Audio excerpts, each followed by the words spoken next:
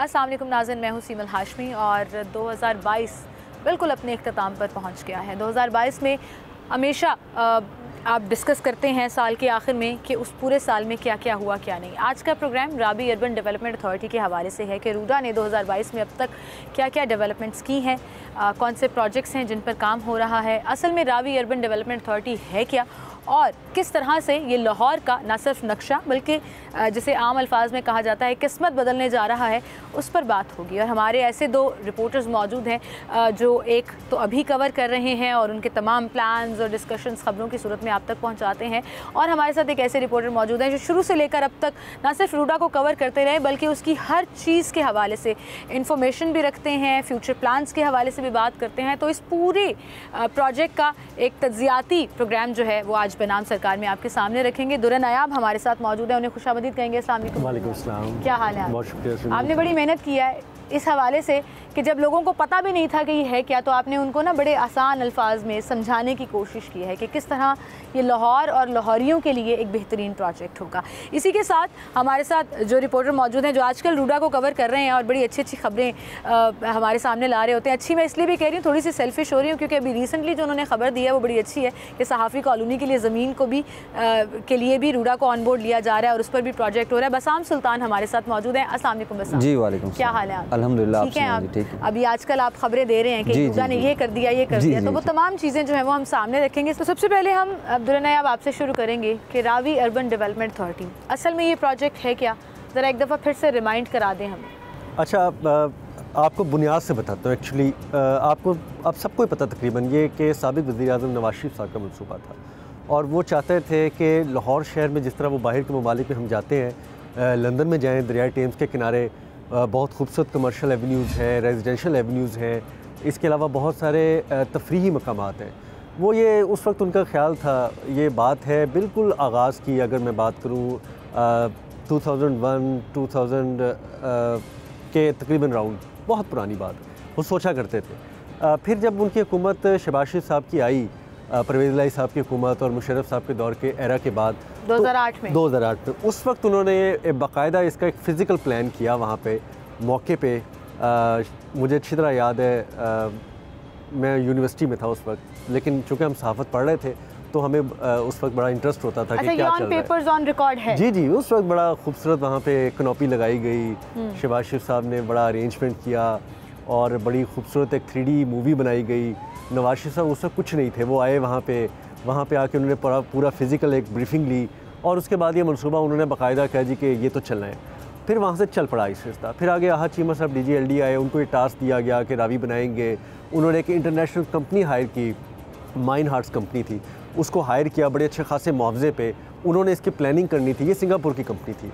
उन्होंने जिस तरह सिंगापुर, दुबई, लंदन में जिस तरह दरिया के किनारे पे खूबसूरत शहर आबाद करते हैं, वो पूरा फिज़िकल प्लानिंग देनी थी।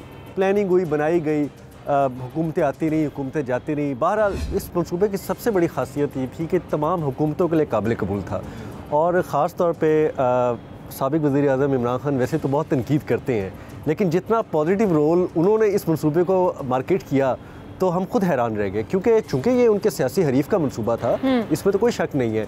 चाहते तो इसको बिल्कुल ही कटेल कर सकते थे, लेकिन लाहौर शहर की ना अब बका इस मंसूबे के बगैर नहीं है, नहीं, ये मैं आपको बता दूं। बिल्कुल ठीक कह रहे हैं। और दुर्रे ऐसा लग रहा है मुझे आपने मेरे मुंह की बात छीन ली, क्योंकि नून लीग का हमने देखा है कि ये कहीं ना कहीं वतीरा रहा है कि पिछली जो गवर्नमेंट्स रही हैं या किसी और पॉलिटिकल पार्टी ने कोई प्रोजेक्ट शुरू किया है तो नून लीग की ओनरशिप उसके ऊपर बड़ी मुश्किल से आती थी। हमने देखा है 2013 में जब इनकी हुकूमत 2008 में आई, फिर 13 में आई, तो बहुत से ऐसे प्रोजेक्ट जो परवेज़ इलाही साहब के थे नून लीग ने ओवरबोर्ड कर दिए, उसको टेकअप किया ही नहीं और फिर उनका बड़ा बुरा हाल हुआ।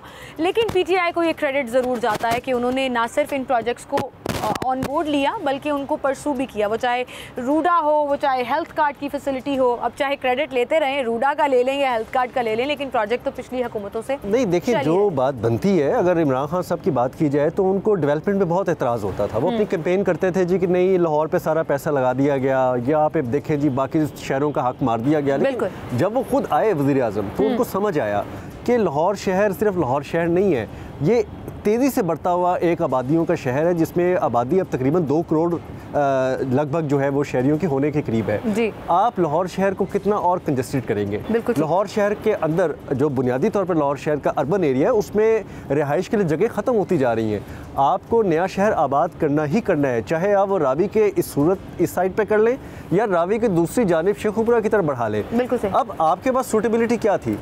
मेरा ख्याल है कि नून लीग का जो विजन था उससे बेहतर विजन नहीं हो सकता था लाहौर शहर के हवाले से। बिल्कुल सही है। मुझे आपकी इस बात पे एतराज़ हो सकता है और बहुत सी चीज़ों पर कि किस तरह से उन्होंने लाहौर को बिल्कुल ही छोड़ दिया था बुज़दार साहब के दौरे हुकूमत में और इवन अभी भी जो पॉलिटिकल सिनेरियो चल रहा है। लेकिन हाँ, रूडा जो है वो regardless of the political scenario काम कर रहा है अपनी डेवलपमेंट पर। ये बड़ा ज़बरदस्त काम है। बस हम आजकल जो आप देख रहे हैं कि जिस तरह से कभी गवर्नमेंट चेंज हो रही है, नहीं हो रही है, अदालत में मामला चल रहा है, ये पूरा 2022 बड़ा हैक्टिक रहा, बड़ा हैपनिंग रहा पॉलिटिकल सिचुएशन के हवाले से। आपने देखा कि रूडा के प्रोजेक्ट्स के ऊपर, उनकी असाइनमेंट्स के ऊपर या उनकी डेवलपमेंट्स के ऊपर उसका कोई असर आया हो या वो रेगुलरली रूटीन के मुताबिक चल रहा है? रूडा की जो प्रोजेक्ट्स हैं वो एक्चुअली एक बहुत बड़ा लॉन्ग टर्म प्रोजेक्ट है। ये कोई ओवर द नाइट बनने वाला नहीं है। तो ये प्रोजेक्ट बहुत बड़ा है, लेकिन इसके ऊपर जो डेवलपमेंटल वर्क है, जिस तरह अभी दुरे ने आपने बताया कि तमाम जो गवर्नमेंट्स आ रही हैं वो इसकी सपोर्ट में हैं, क्योंकि ये नीड ऑफ लाहौर है इस टाइम।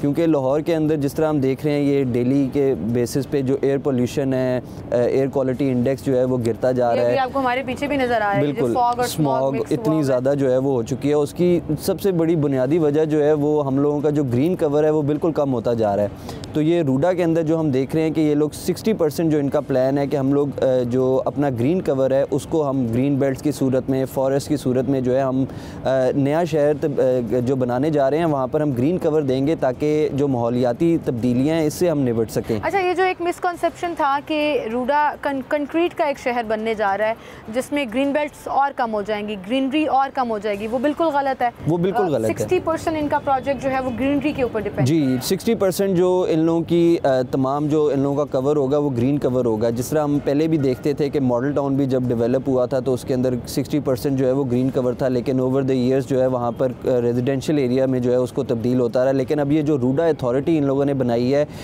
ये एक तो इसको डेवलप करेगी और फिर मेक श्योर करेगी कि जो इसका ग्रीन कवर है उसको ग्रीन कवर ही रहा जाए, उसको दीगर प्रोजेक्ट्स के अंदर जो है वो तब्दील ना किया जाए। और मैं समझता हूँ कि ये सारी गवर्नमेंट के लिए जो है बहुत बेनिफिशियल होगा कि अगर नया सिटी जो है वो बिल्ड कर दिया जाता है, क्योंकि इसके अंदर मोस्ट इम्पॉर्टेंटली जो रिवर रावी है उसकी रिहेबिलिटेशन भी जो है वो साथ साथ की जा रही है। हमारा जो तमाम वेस्ट मटेरियल है, जो फैक्ट्रीज़ का जो वेस्ट है वो सारा जो है वो दरियाए रावी के अंदर फेंका जाता है। एक दौर में हम सुनते थे कि यहाँ पर मछलियाँ जो है होती थी, अब वहाँ पर कछुए भी नहीं मिलते और उसकी वजह यही है मिलता है वहाँ पर पानी एग्जैक्टली क्योंकि वो तमाम जो केमिकल्स हैं वो इस वक्त हम रिवर रावी के अंदर डंप कर रहे हैं और उसके अंदर से आबी हयात जो है वो बिल्कुल एलिमिनेट हो चुकी है। तो उसकी वापस रिहेबिलिटेशन के लिए ये लोग वाटर ट्रीटमेंट प्लांट्स जो है वो 6 लगाने के का मंसूबा है। वो 6 वाटर ट्रीटमेंट प्लांट्स लगाएंगे ताकि पानी को ट्रीट कर जो है वो रिवर रावी के अंदर फेंका जाए।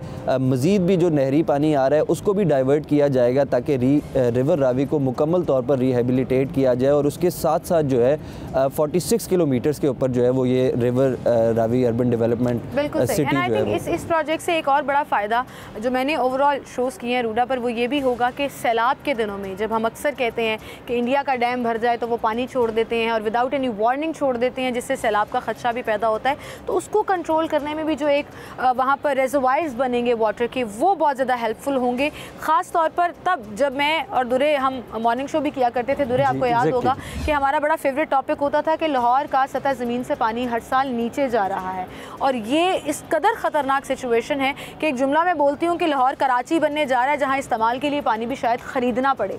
तो उसके लिए भी ये काफ़ी हेल्पफुल होगा। देखिए, आपको पहले तो बेसिक क्लियर होना चाहिए कि ये 1,25,000 एकड़ से ज़ायद का प्रोजेक्ट है और ये 3 फेजेज़ में होना है, जिसमें पहले फ़ेज़ पे काम स्टार्ट हो चुका है। इसके अंदर ज़ेरे ज़मीन पानी बचाने के लिए ना बहुत अच्छे प्रोजेक्ट्स हैं। ख़ास तौर पे पहले तो इन्होंने वाटर चैनल बहाल करना है। इंडिया से जो पानी आ रहा है उसको एक वाटर चैनल के थ्रू इन्होंने लाना है, जिसमें अगर मैं इसकी सफ़ायर बे की बात करूँ, ख़ास तौर पे आप भी गई, मैं भी गया हूँ वहाँ पे। सफ़ायर बे के ऊपर ये बंद बांध रहे हैं वो तकरीबन 10 से 12 फुट जो ऊंचे बंद होंगे, कंक्रीट के बंद हैं। वो एक वाटर चैनल बनाएंगे जिसके साथ कोई आप समझें कि बहुत 30 फुट से ज़ायद जो है उसका एक वॉकवे होगा दोनों तरफ में, 30 फुट इस तरफ 30 फुट इस तरफ। तो जब पानी का चैनल चल रहा होगा तो दोनों तरफ वॉक भी हो सकेंगी। उसके बाद उसका कमर्शियल हब जो है वो बनाई गई है ये, और कमर्शियल हब से साथ जितनी डेवलपमेंट होगी वो आपको एक जदीद शहर का मंजर देगी। वहाँ पे साफ़ पानी फराम करना, ट्रीटेड पानी फराम करना, पोल्यूटेड पानी को बचाना और कहीं पे दरियाए रावी की असलियत को बहाल रखना, ये बहुत बड़ा चैलेंज है। और जहाँ तक मैं समझता हूँ कि अगले 5 से 10 साल में एक मखसूस हिस्से में जिसमें फ़ेज़ 1 रूडा काम कर रहा है, वहाँ ये चैलेंज बहाल हो जाएगा, वहाँ पे ये चैलेंज बहाल होगा। दुर्रे, यहीं से हम बात शुरू करेंगे और आगे बढ़ाएंगे कि किस तरह से कमर्शियल जोन डेवलप किया जाएगा, लाहौरियों को उसका क्या फ़ायदा होगा, रेजिडेंशियल जोन में क्या क्या काम होने जा रहा है, इन्वेस्टमेंट अपॉर्चुनिटीज़ भी हैं और जॉब अपॉर्चुनिटीज़ भी क्रिएट होंगी। वो कैसे, ब्रेक के बाद आपको बताएंगे। हमारे साथ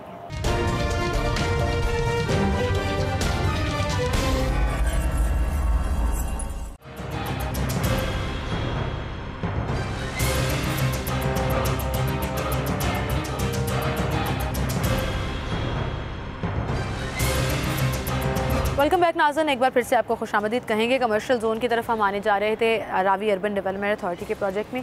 दुर्रे, सबसे पहले हम लाइन वाइज चीज़ों को डिस्कस कर लेते हैं कि कमर्शियल जोन में 2022 में अब तक क्या क्या काम हुआ है और क्या इनकी प्लानिंग है, किस तरह इसको आगे लेकर। देखिए जी, ये बड़ा ही आई ओपनिंग था हमारे लिए भी, क्योंकि हम नहीं समझते थे कि शायद बहुत ज़्यादा रिस्पॉन्स जो है ना वो इतना अर्ली स्टेज पे मिले। लेकिन रूडा ने जितनी जल्दी कमर्शियल रिस्पॉन्स लिया है, खा वो चहारबाग में अंदर कमर्शियल सेगमेंट्स हैं या वो सफ़ायर बे है, जिसमें अरबों नहीं बल्कि अब आने वाले मुस्तकबिल में जब ये कैलकुलेशन होगी तो खरबों रुपए की इन्वेस्टमेंट जो है वो कंक्लूड होगी।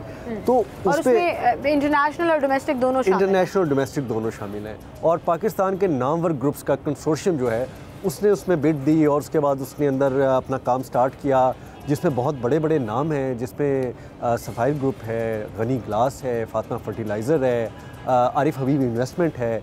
पाकिस्तान के जितने बड़े बड़े इन्वेस्टर्स ग्रुप हैं उन्होंने इस पर एतमाद का इजहार किया। ये हमारे लिए वाकई एक बहुत हैरानकुन बात थी, क्योंकि हम ये समझते थे कि शायद इसकी शेप निकलेगी तो कुछ लोग आना शुरू होंगे, लेकिन बिजनेसमैन जो होता है ना वो अपॉर्चुनिटी को लाजमी वो फोर्स ही कर लेता है। उससे बड़ा दूरअंदेश कोई नहीं होता जिसने पैसा इन्वेस्ट करना होता है। तो डेफिनेटली जब वो आए उन्होंने आके देखा जी कि अब हमारे पास अपॉर्चुनिटी कहाँ पे है लाहौर में। तो ख़ास तौर पे बहुत ज़्यादा इंटरनेशनल, नेशनल, कराची से, इस्लामाबाद से, दुबई से, सऊदी अरब से, यूरोप से, अमेरिका से जो इन्वेस्टर्स थे उन्होंने तो ज़ाहिर बात है फोर्स ही करना होता है। लाहौर शहर में जहाँ सफ़ायर वे बनाया जा रहा है, ये मुस्तकबिल में आने वाला आपका जो है ना गुलबर्ग होगा, ये मैं आपको बता दूँ। अच्छा, ये Lahore Sialkot motorway ring road को कनेक्ट करेगा बराह रास्त। इसके अंदर 200 फुट की एक रोड होगी जो रिंग रोड से कनेक्ट होकर डायरेक्ट आपको सफ़ायर बे पे लाएगी। और वहाँ पे जो मैं आपको बता रहा था कि वाटर चैनल के साथ साथ आपका कमर्शियल जोन होगा और उसमें बहुत बहुत बड़े मल्टी जो है स्टोरीज प्लाजास बनेंगे। ना सिर्फ मल्टी स्टोरीज होंगे बल्कि स्काई स्केपर्स होंगे। और आने वाले दौर में एक्सेस बहुत ज़बरदस्त होगी लोगों को। आने वाली जो प्रॉपर्टीज़ हैं उसमें भी चांसेस हैं कि आज अगर एक चीज़ 100 रुपये की है तो कल वो 300-400-500 रुपये से ज़्यादा होगी। और वो तो आप एक आम ज़मीन और एक आम जगह पर भी देख लें तो ये फिर बात वहीं पे है कि अब अगर वहाँ पे सफ़ायर बे जहाँ पे अभी कुछ भी नहीं है, अभी डेवलपमेंट स्टार्ट हुई है, अभी डेवलपमेंट जो है वो चली है, वहाँ पे का काम चल रहा है, वहाँ पे इन्वेस्टर्स का इतना ज़्यादा स्कोप, इतना ज़्यादा रुझान बढ़ गया है। तो फिर अगर चहारबाग जैसा जो कि बिल्कुल रिंग रोड के संगम पे है, और अगर आप डेरा गुजरा पे जहाँ पे ऑरेंज लाइन का स्टॉप है उससे चंद ही कदम पे आगे जाके राइट साइड पे इनका चहारबाग बन रहा है, वहाँ पे भी उनका कमर्शियल प्लॉट जो है 1 कनाल का 7-7, 8-8 करोड़ से नीचे नहीं बिका।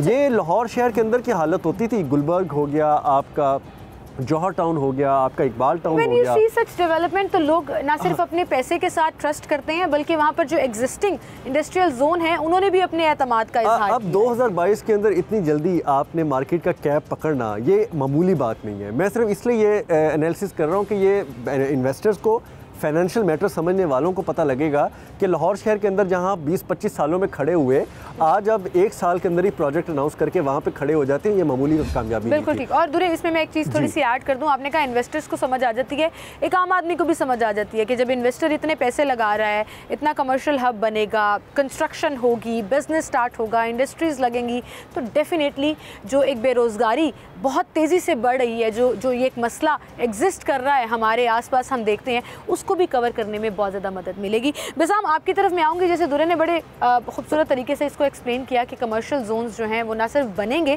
बल्कि जो एग्जिस्ट कर रहे हैं वो भी ऑन बोर्ड आ गए हैं और वो रूडा के साथ अपनी इंडस्ट्रीज़ को रजिस्ट्रेट करके उस डेवलपमेंट से फ़ायदा उठाना चाह रहे हैं। वहीं पर इनका एक जोन रेजिडेंशियल भी है जहाँ पर ये अपार्टमेंट्स भी बनाएंगे, घर भी बनाएंगे और लोगों को वहाँ पर ऑब्वियसली अपीलिंग होगा, उस हवाले से भी थोड़ा सा बताइएगा। जी, ये जो इन लोगों का रेजिडेंशियल जोन है चहारबाग का, इसके अंदर जो मुझे सबसे एक पॉजिटिव चीज़ नज़र आई है वो ये है कि अब ये लोग हॉरिजॉन्टल जो डेवलपमेंट है उसको छोड़ के वर्टिकल जो डेवलपमेंट है उसको ज़रा ज़्यादा फोकस कर रहे हैं, और जिसके अंदर लाहौर की ये नीड बन चुकी है इस वक्त, क्योंकि हम लोग हॉरिजॉन्टली इतने ज़्यादा फैल चुके हैं, लोग ज़्यादा कंक्रीट का शहर है इस वक्त हम लोगों ने मुकम्मल बना चुके हैं। जिस तरह आप लोग बात कर रहे थे वाटर लेवल गिरता जा रहा है, उसकी भी एक यही वजह है कि जहाँ पे भी आप देखते हैं वो कंस्ट्रक्शन हुई होती है, पानी स्वीप डाउन होने के लिए कोई जगह ही अवेलेबल नहीं है।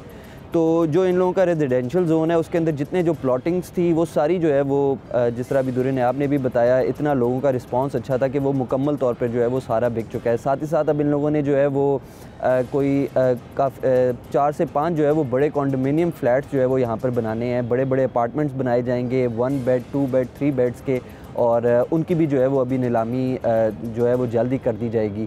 तो ये एक बड़ा अच्छा एक पॉजिटिव मंसूबा है कि इसको जो है ये लोग वर्टिकली लेके जा रहे हैं ताकि इन लोगों के पास ज़्यादा एरिया मौजूद हो, ताकि उसको ग्रीन कवर में कन्वर्ट किया जाए और जो माहौलियाती तब्दीलियाँ उनसे निपटा जाए। बिल्कुल सही, मतलब फ्लैट सिस्टम की तरफ जा रहे हैं। अच्छा, इसके साथ वेस्ट टू एनर्जी भी इनके प्रोजेक्ट में शामिल है, जहाँ हम जिक्र करते हैं, अगर हम महमूद बूटी डंपिंग साइट का जिक्र करें तो वो फिल हो गई, अब लखो डेयर को भी ऑन बोर्ड लिया जा रहा है। मतलब कूड़ा हम इतना जनरेट हो रहा है जिसको हम बड़े अरसे से सोच रहे हैं कि कहीं ना कहीं ये वेस्ट टू एनर्जी में कन्वर्ट होगा, अब रूडा ने उसको भी ऑन बोर्ड ले लिया और एक सेगमेंट जो है वो उनका इसके ऊपर भी होगा। जी, ये जो इन लोगों के लैंडफिल एरियाज़ हैं उनको इन लोगों ने जो है वो वेस्ट से जो है जो एनर्जी इन लोगों ने कन्वर्ट करनी है, उसका इन लोगों ने जो है जो मंसूबा तैयार किया है उसके अंदर जो है वो मुख्तलिफ प्रोजेक्ट्स हैं। जिस तरह जो हमारे लैंडफिल एरियाज़ हैं उनको ये मुकम्मल तौर पर जो है वो कवर करेंगे और उसके बाद जो है उससे बायोगैस प्रोड्यूस करेंगे और इवेंचुअली वो भी जो है वो हमारा एक एनर्जी पैदा करने के लिए जो है एक बड़ा बेनिफिशियल जो है वो साबित हो सकता है। और क्योंकि ये जो पूरा प्रोजेक्ट है इसके अंदर जो जितनी सोर्सेज ऑफ एनर्जी है उसको भी ये कोशिश कर रहे हैं कि वो इको फ्रेंडली जो है वो किया जाए, यानी सोलर पैनल्स पे जो है वो काम कर रहे हैं, सोलर एनर्जी को जो है ये थोड़ा सा ज़्यादा इनकरेज कर रहे हैं। इसी तरह जो वेस्ट मटेरियल होगा उससे जो बायोगैस बनाई जाएगी उसके ज़रिए जो है वो इंडस्ट्रीज़ को जो कमर्शियल एरियाज़ हैं, रेजिडेंशियल एरियाज़ हैं, उनको एनर्जी जो है वो फ्राहम की जाएगी ताकि हम लोग जो दीगर जो सोर्सेज ऑफ एनर्जी है उनसे जो है वो हट के हम लोगों की जो वीकनेस है, यानी जहाँ पे हम लोगों के लैंडफिल्स जो है वो भरे हुए हैं उनके ज़रिए हम लोग बायोगैस प्रोड्यूस करके जो है वो इनको एनर्जी प्रोवाइड करेंगे। बिल्कुल सही, और पैसे पैसे भी बचेंगे, सस्ती भी होगी और बेहतरीन भी होगी। दुरे, आप मुझे लग रहा है कुछ कहना चाह रहे हैं, कुछ ऐड करना चाह रहे हैं? मैं कह रहा था कि बातें तो बहुत ज़्यादा नेगेटिव होती हैं, बहुत ज़्यादा लोग ग्रे एरियाज़ पे बात करते हैं, वो ज़िंदगी में ना बहुत मैंने अभी आना है, मैंने वो सारी नेगेटिव और ग्रे एरियाज़ की बातें आपसे पूछी। जॉब अपॉर्चुनिटी की जो बात है ना, वो आप अगर उस तरफ देखें तो उसका जो स्कोप है वो स्कोप कहीं दर्जे ज़्यादा है। इस मंसूबे के आप फाइनेंशियल बेनिफिट्स, आप इस मंसूबे के कमर्शियल आउटकम्स, आप इस मंसूबे के जितने भी ज़्यादा फ़वाइद हैं वो एक तरफ, लेकिन जो लोगों को रोज़गार मिलेगा, जॉब अपॉर्चुनिटी मिलेगी, उसकी इब्तिदा बेसिक से हो चुकी है। वो कैसे कि इंडस्ट्री जोन को ना छेड़ा गया ना हटाया गया, और ये पहला मंसूबा है कि एक भी इंडस्ट्री या एक भी घर की अभी तक दीवार नहीं गिराई गई और ना ही किसी इंडस्ट्री को हटाया गया। इंडस्ट्री को एज इट इज़ अपने अंदर मर्ज किया गया है। जाओ जहाँ जैसे कि बुनियाद पर, ये हमें रूडा वाले नहीं बता रहे, ये वहाँ इंडस्ट्री वाले बता रहे जो हैं वो खुद इस चीज़ को मैं उसको ज़ीरो से कवर कर रहा था चूँकि, तो बहुत एहतजाज करते थे और हमें आए रोज़ जो है हम इंडस्ट्री में धक्के खा रहे होते थे, वहाँ पे प्रोटेस्ट हो रहे थे। एक दिन उन्होंने हमें इस तरह बुलाया कि जी आएँ, आज हम आपको खुशखबरी की खबर बताते हैं। मैं कहा जी आएँ। उस वक्त उन्होंने हमें ये रिवील की ये बात, ये पुरानी बात है 2-3 साल पुरानी, कि जी अब हमारा ये एग्रीमेंट हो चुका है, रूडा पे जब भी डेवलपमेंट स्टार्ट होगी हमारी इंडस्ट्री एज इट इज़ उसके अंदर मर्ज हो जाएंगी और जितनी डेवलपमेंट होगी मॉडर्न एरा में, क्योंकि आप अगर वहाँ जाएँ तो आप बारिश के अंदर सवाल ही पैदा हो नहीं हो सकता कि अपनी आधी गाड़ी को डुबोए बगैर जा सके। बारिश के बाद भी नहीं जा सकते। बारिश के बाद भी नहीं जा सकते। हाँ जी, मतलब वो इतना कीचड़ था कि मेरी आधी गाड़ी कीचड़ में डूब गई। तो इंडस्ट्रीज को ना सिर्फ वहाँ पे ये खौफ उनके दिल से गया जी कि हमारी इंडस्ट्रियाँ जा रही हैं, बल्कि ये भी एक खुशी खबरी मिली कि हमारे अंदर इंफ्रास्ट्रक्चर डेवलपमेंट हो रहा है, वो भी ये करके देंगे। चलें, वो तो एक बहुत अच्छा एस्पेक्ट था। उसके बाद अब ये जितनी कमर्शियल तामीरात हो रही हैं, जितनी डेवलपमेंट हो रही है, वहाँ पे कंस्ट्रक्शन इंडस्ट्री में इस वक्त जितनी मजदूरों की खपत, जितना तामीराती मटेरियल की खपत, जिस वक्त वहाँ पे आपका ये रोज़गार के मौके इस वक्त हैं। लाहौर शहर के अंदर डेवलपमेंट के मंसूबे रुके पड़े हैं, फ़ंड्स पंजाब हुकूमत के पास है नहीं। हालात ये हैं कि हम अपने तनख्वाहों पे कट लगा के पता नहीं किस तरह सरकार चलाने पे मजबूर हुए हैं। मईशत के जो हालात हैं वो सबके सामने हैं। आप ऐसे प्राइवेट सेक्टर को सपोर्ट करें जो सरकार की किसी भी प्रोजेक्ट में आकर लोगों को रोज़गार फराहम कर रही है, नंबर 1। नंबर 2, इंडस्ट्रियल जोन के साथ आपका इंटरटेनमेंट सिटी बनेगी, उसके अंदर जॉब के मौके होंगे, आपकी ग्रीन एरियाज़ डेवलप होंगे, उसके अंदर जॉब के मौके होंगे, आपके जो बंद बनेंगे, बंद बांधे जाएंगे, उसके अंदर तामीराती मनसूबों में इन्वेस्टमेंट, आपके जॉब अपॉर्चुनिटीज़ होंगी। अथॉरिटी के अंदर प्रोफेशनल हायर्स करके इंटर्नशिप के प्रोग्राम कराए जा रहे हैं, वो भी एक अपॉर्चुनिटी है, उसको भी आप ज़ाया ना करें। आपके ग्रेजुएट्स निकलते हैं, मायूसी इतनी ज़्यादा होती है कि उनके पास तो जॉब ही नहीं होती।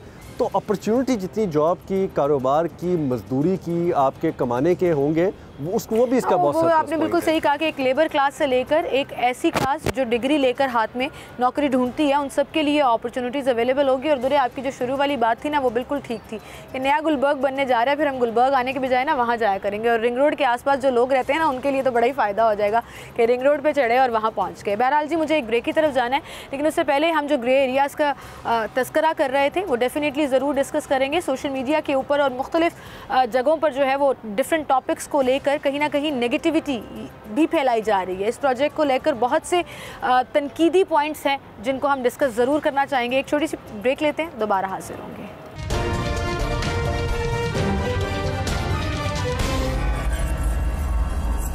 वेलकम बैक नाज़रीन, एक बार फिर से आपको खुशामदीद कहेंगे। कमर्शियल जोन की बात हो रही है, रेजिडेंशियल जोन की बात हो रही है और बार बार सफ़ायर बे का जिक्र हो रहा है। तो आपको याद होगा कि हमने अपना एक शो पूरा सफ़ायर बे जाकर ना सिर्फ रिकॉर्ड किया, आपके सामने वो तमाम फैक्ट्स भी रखे, डेवलपमेंट जो हो रही थी ऑन ग्राउंड वो भी आपको दिखाई, और वहाँ पर मौजूद जितने ज़मींदार हैं, जितनी एग्रीकल्चर लैंड के ऑनर्स हैं, वो क्या पॉइंट ऑफ व्यू रखते हैं, उन्होंने अपनी ज़मीनें अगर रूडा को दी हैं तो किन बेसिस पर दी हैं, और क्या वो खुश हैं या नहीं याद, अभी दिखाते हैं आपको वो तमाम डेवलपमेंट जो उस वक्त वहाँ पर चल रही है और वहाँ पे लोगों ने उस वक्त क्या कहा था, ये देखिए।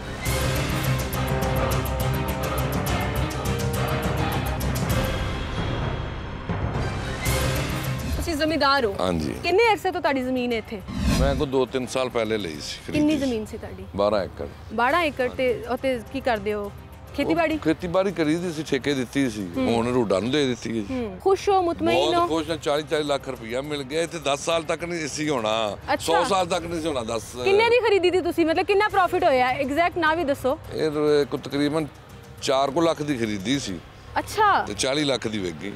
ਤੁਹਾਡੇ ਤੇ ਵਾਰੇ ਨੇ ਆ ਰਹੇ ਹੋ ਤੇ ਜਿਹੜੇ ਰੋਂਦੇ ਪਏ ਨੇ, ਪਰੇਸ਼ਾਨ ਹੁੰਦੇ ਪਏ ਨੇ ਕਿ ਰੋਡਾਂ ਨੇ ਲੁੱਟ ਲਿਆ, ਖਾ ਲਿਆ, ਸਾਡੇ ਪੈਸੇ ਲੈ ਕੇ। ਚੋਖਿਆਂ ਥੱਲੇ ਕਬਜ਼ੇ ਵਾਲੀਆਂ ਜਗ੍ਹਾ ਨੇ ਤਾਂ ਰੋਂਦੇ ਨੇ ਪਏ। ਅੱਛਾ।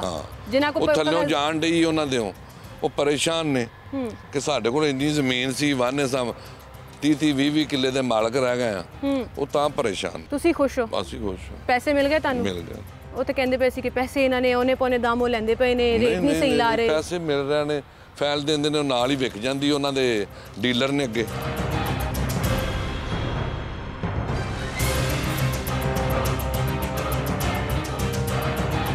कैसे हैं सर आप? जी अल्हम्दुलिल्लाह। क्या नाम है आपका? जुनैद खान।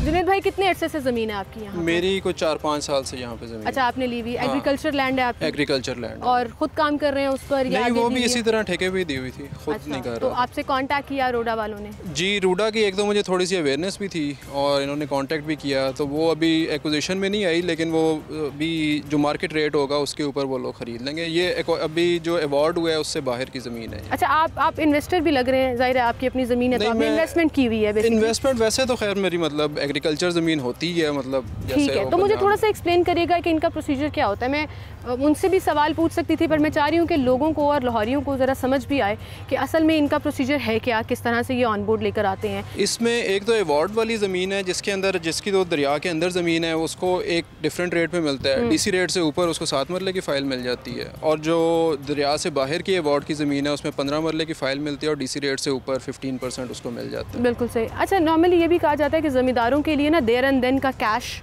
मैटर करता है बहुत ज़्यादा। सो दे डोंट अंडरस्टैंड कि ये फ़ाइल वाला सिस्टम असल में है क्या, इन फ्यूचर उनको कैसे हेल्प कर सकता है जब ये पूरी डेवलपमेंट हो जाएगी।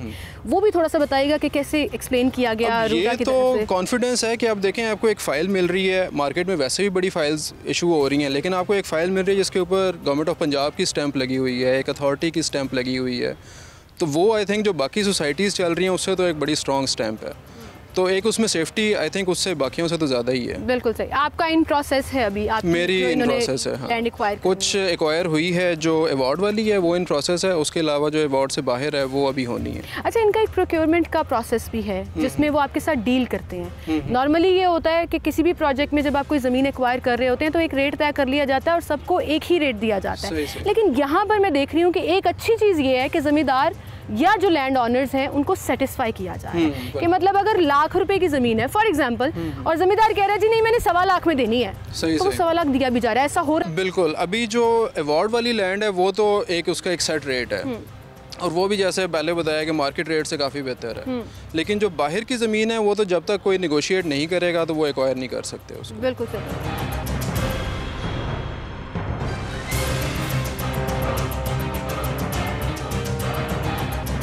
जी, तो ये आपने देखा, और अब इन ग्रे एरियाज़ को अपने रिपोर्टर्स के साथ भी डिस्कस कर लेते हैं। बस हम आपकी तरफ में आऊँगी क्योंकि अभी रिसेंटली आप कवर कर रहे हैं, तो ये आपसे शुरू करते हैं कि सोशल मीडिया के ऊपर और बहुत से डिफरेंट प्लेटफॉर्म्स के ऊपर इसकी नेगेटिविटी के ऊपर भी बड़ी बात हो रही है कि रूडा ज़मीनों पर कब्जे कर रही है, प्रॉपर मुआवजा नहीं दे रही। ऑल्दो हमने सुनवाया कि ज़मींदार इस हवाले से क्या कहते हैं।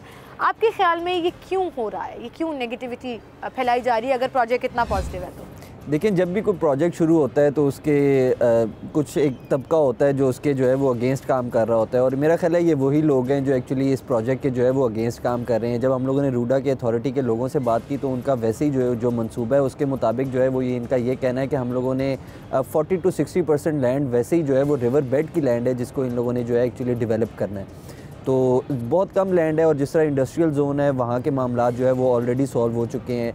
जितनी इंडस्ट्रीज़ ऑलरेडी उस एरिया के अंदर डेवलप्ड हैं वहाँ पर जो है उनको सारों को जो है वो रेगुलेट करना इनकी अब जिम्मेदारी होगी, और वहाँ पर जो उन लोगों की जो ऐसी चीज़ें हैं जो माहौलियाती आलूदगी को जो है वो बढ़ावा दे सकती हैं उसको जो है वो मिनिमाइज़ इन लोगों ने करना है। तो मजमूई तौर पर जिस तरह हम देख रहे हैं कि ये जो नेगेटिव बातें होती हैं मेरा ख्याल है वो जो आ रही हैं उनके ऊपर उनके जो है वो इतनी बेसिस जो है वो हमें नज़र नहीं आ रही, क्योंकि ऑन ग्राउंड जो है वो जितने लोग सिचुएशन डिफरेंट है। जो कमर्शियल एरियाज़ हैं, जो रेजिडेंशियल एरियाज़ हैं, जहाँ जो इन लोगों ने लैंड एक्वायर की है, वहाँ पर जितने लोग जो स्टेक होल्डर्स थे उन तमाम को जो है इन लोगों ने ऑन बोर्ड ले चुके हैं, और उनको जो है उनको मुआवजा भी जितना उनका बनता था वो दिया जा रहा है ताकि लैंड जो है वो एक्वायर की जा सके। बिल्कुल सही। अच्छा दुरे, आप तो वो प्रोटेस्ट का ज़माना भी कवर करते रहे हैं जब यही लोग दुहाइयाँ दिया करते थे, अब पैसे मिलने पे यही लोग लुडियाँ भी डाल रहे हैं। एक बाबा जी मुझे याद है अभी भी, वो तो इतना खुश हुए कि मैनू 2 लाख के बजाय 40 लाख मिल रहे हैं, मैं खुश क्यों ना हुआ। तो मतलब वो उन्होंने they have made them understand.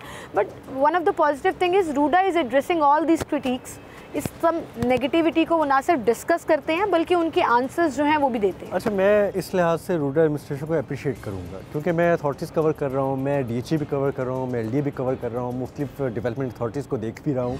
तो समटाइम जब सरकार फिर सरकार होती है ना, वो सुनती नहीं है आवाम की, और वह आवाम को उस तरह ट्रीट नहीं करती जो राइट बनता है। देखिए, हाँ। अगर आपकी ज़मीन जा रही है या आपका कोई एरिया जा रहा है, आपको उसके कितने भी पैसे मिल रहे हो, उसके अंदर आपको बेशक शेयर मिल रहा हो, आपको फाइलें मिल रही हो, अंदर आप कस्टोडियन बरकरार हो, लेकिन एक दुख तो होता है। लेकिन अगर आप उनके दुखों का मदावा नहीं करेंगे, उनकी बात नहीं सुनेंगे, कुछ ले दे के बात निगोशिएशन की तरफ नहीं लेके जाएंगे, उनके मसाइल को एड्रेस नहीं करेंगे, तो ये भी कितनी नाइंसाफ़ी होगी। बिल्कुल सही। तो रूडा में ये अच्छी बात है इनकी एडमिनिस्ट्रेशन की कि ये सुनते हैं और जहाँ तक हो सकता है कि फ़ायदा देने की बात भी करते हैं। बहुत सारे ऐसे प्रपोजल जो ज़ीरो से नहीं थे वो बाद में चिप इन करते करते, जिस तरह इंडस्ट्री जोन पहले इंडल्ज नहीं होना था वो बाद में उन्होंने अकोमोडेट किया, इसी तरह पैसे जो है वो पहले बढ़ाए नहीं गए थे, फिर वो पैसे भी बढ़ाए गए, फिर फाइल ऐड कर दी गई कि चलें ठीक है जी, अगर आपका 1 एकड़ जा रहा है तो कल को आप भी यहाँ पे कोई 7 मरले का 10 मरले का घर बना सकें, आपकी अपनी एक ऑनरशिप हो इस एरिए में, आप ले लें पैसों के साथ।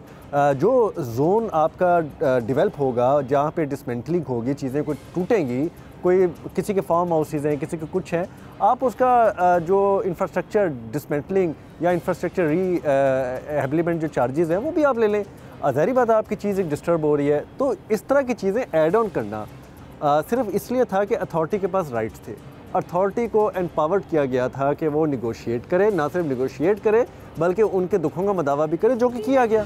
अब आपने जो सबसे इंपॉर्टेंट बात की है ना कि जी अगर यहाँ पर रूडा ना होता तो क्या होता, यहाँ पे अगर रूडा ना होता तो दरियाए रावी की पट्टी के करीब, इवन दरियाए रावी के अंदर आपको बहुत सारी इलीगल सोसाइटीज़ मिलती। उनको इससे गर्ज नहीं है कि आज हम दरियाए रावी के ज़मीन पे अगर हम कुछ डेवलपमेंट कर रहे हैं तो हमें रूडा की तरह बंद बांधने हैं, हमें अरबों रुपए लगा के 3 बंद बांधने हैं ताकि दरियाए रावी का पानी चैनलाइज हो, और अगर दरियाई सूरत हाल में सैलाबी सूरत हाल पैदा होती है तो पानी जो आबादी को मुतासर ना करे।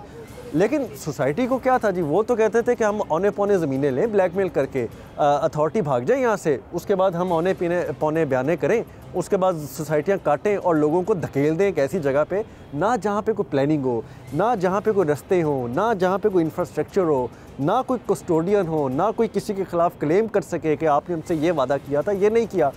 तो ऐसे लोगों के लिए तो एक जन्नत थी, तो उनको तकलीफ़ तो होनी है। वो तो चाहते थे कि यहाँ से चले जाएं और हम औने पौने, जिस तरह आप चूंग के करीब देखें, बहुत सारी सोसाइटियाँ ऐसी हैं जो रिवर बेल्ट तक पहुँच चुकी हैं और उनको रोकने वाला कोई नहीं है। आप उनको रोकते हैं, मीडिया जाता है, पुलिस जाती है, ना सिर्फ उनको मारते हैं बल्कि उनके खिलाफ उनको जान से खतरा भी होता है। और इनिशियली रूडा को भी कई दफ़ा मार पड़ी है। जिसके बाद उन्होंने बाकायदा सिक्योरिटी हायर की और इस पूरी चीज़ को ऑन बोर्ड लेकर सिक्योरिटी इंचार्ज मौजूद हैं वहाँ पर, सफ़ायर बे और आपने ये फैसला करना है, अब आपने ये फैसला करना है सीमल कि आपने इस शहर को हिप हैज़र्ड बनने देना है, आपने इस शहर को एक खूबसूरत प्लानिंग के साथ बढ़ने देना है कि या आपने इसी तरह के माफिया के रहमो करम पे छोड़ देना है। और एक क्लियर एग्जांपल आ जाएगी, ये जब सिटी नया सिटी आबाद हो जाएगा तो एक क्लियर एग्जांपल आ जाएगी कि किस तरह बेहंगम और बेढंग तरीके से लाहौर फैला है विदाउट एनी प्लानिंग। जिस तरह से यहाँ पर डेवलपमेंट हुई है और फिर एक प्लान्ड एरिया उसके कंपैरिजन में आ जाएगा जहाँ पर बाकायदा प्लानिंग हुई, ना सिर्फ इतने सालों की इन्वेस्टमेंट हुई बल्कि हालात बेहतर भी हुए। ये आप लोगों ने डिसाइड करना है और आप लोगों ने देखना है कि किस तरह ये हमें हमारे फ्यूचर के लिए बेनिफिशियल रहेगा। 8 से 10 साल ऑलमोस्ट लगेंगे इसको फुली डेवलपमेंट होने में, लेकिन 2022 रूडा के हवाले से एक अच्छा साल रहा और उन्होंने बड़ी तेज़ी से इसको ना सिर्फ इस प्रोजेक्ट को आगे लेकर चले बल्कि बहुत से प्रॉमिसेस जो हैं वो क्लियर होते हुए नज़र भी आए। वो चाहे सफ़ायर बे है, वो चाहे सब्ज़ी मंडी के हवाले से है, वो चाहे सहाफ़ी कॉलोनी की ज़मीन की अलाटमेंट के हवाले से है, इंडस्ट्रियल जोन के हवाले से, और इंशाल्लाह आइंदा भी हमारे शहर और हमारे मुल्क के लिए ये प्रोजेक्ट ना सिर्फ मिसाली होगा बल्कि एक मॉडल प्रोजेक्ट के तौर पर बाकी सूबों के लिए, बाकी शहरों के लिए भी एग्जाम्पल ज़रूर कायम करेगा। बहुत शुक्रिया जी, आप दोनों का हमारे साथ मौजूद थे और हमें आप इजाज़त दीजिए। अपना बहुत सा ख्याल रखिएगा। अल्लाह हाफ़िज़।